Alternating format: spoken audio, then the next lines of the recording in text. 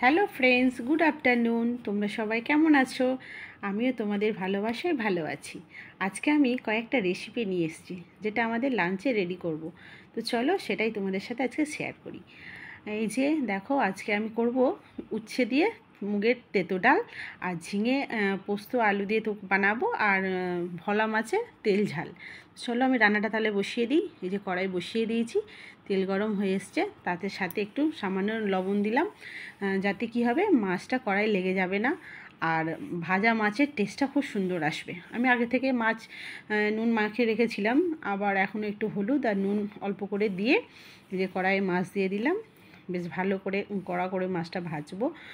আর তোমরা কে কে এই ভোলা মাছ খেতে ভালোবাসো প্লিজ একটু জানিও কমেন্টে। আর এই যে মুগের ডালটা আমি আগে থেকে সিটি মেরে রেখেছিলাম, আর কয়েকটা একটু মশলা রেডি করে নিই। এই মশলাতে আছে কাঁচা লঙ্কা, সাদা সর্ষে, পোস্ত, আর কয়েকটা রসুন কোয়া, আর একটু আদা, যেটা আমি এই দুটো রান্নাতেই শেয়ার করব।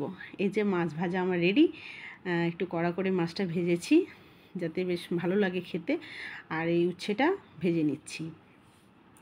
তেঁতো ডাল করব তো, তাই জন্য আগে থেকে একটু উচ্ছেটা ভেজে নিই। এই যে বড়মশাইকে বলেছিলাম একটু হিং আনতে। মুগের ডালে হিং দিলে বেশ ভালো ফ্লেভার আসে। তো বড়মশাই একটু গোটা হিং নিয়ে এসছে, তাই কী করবো, অগত্যা আমাকে একটু গুঁড়ো করে নিতে হচ্ছে। আর এই যে উচ্ছে ভাজা আমার রেডি। এবার আমি ডালে ফোড়ন দেব। এই যে দেখো, একটু হিং দিলাম, একটু তেজপাতা, আর কয়েকটা শুকনো লঙ্কা, আর হলুদ গুঁড়ো, আর একটু জিরে গুঁড়ো দিয়ে মশলাটাকে আমি সাথে একটু জল দিচ্ছি, দিয়ে মশলাটাকে ভালো করে কষিয়ে নিচ্ছি। নিয়ে তোমরা কিন্তু ভিডিওটা লাইক করো, কমেন্ট করো, কেমন হয়েছে জানিও। আর এই যে ডালটাকে আমি ঘেঁটে নিচ্ছি, সাথে লবণ দিলাম। আর যে উচ্ছে ডাল প্রেশারেতে আলাদা করে বসিয়ে দিচ্ছি, আর অন্যদিকে আমি এখন ঝিঙে আলু পোস্তটা বসাবো।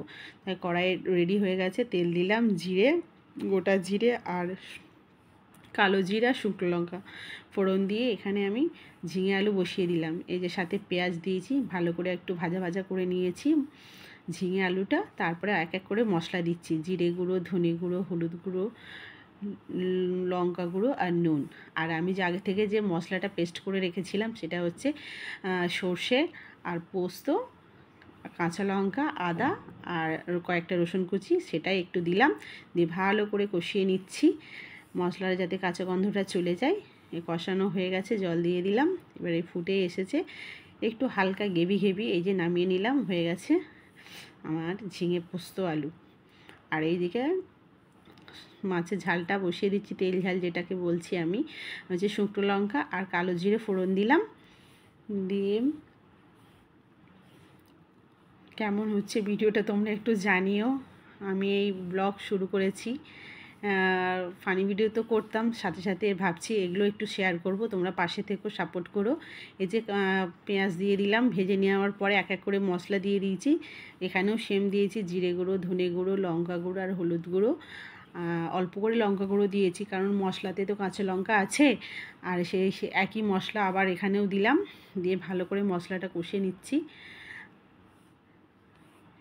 যেটা আমি বানাচ্ছি ভোলা মাছের তেল ঝাল। কে কে তোমরা ভোলা মাছ পছন্দ করো একটু জানিও প্লিজ। আমার তো বেশ ভালো লাগে, আমাদের সবাই, মানে মেয়েও পছন্দ করে, আর বড়মশাইও পছন্দ করে। আর এই যে মশলা রেডি, সাথে সাথে জল ফুটে এসছে, মাছগুলো এক এক করে দিয়ে দিলাম। তেল ঝাল হচ্ছে ভোলা মাছের তেল ঝাল। সবাই তোমাদেরকে আমি আজকে রান্নাগুলো শেয়ার করছি, তোমরা এক এক করে খেয়ে নিও কিন্তু। এই যে মাছের ঝাল রেডি, নামিয়ে নিলাম।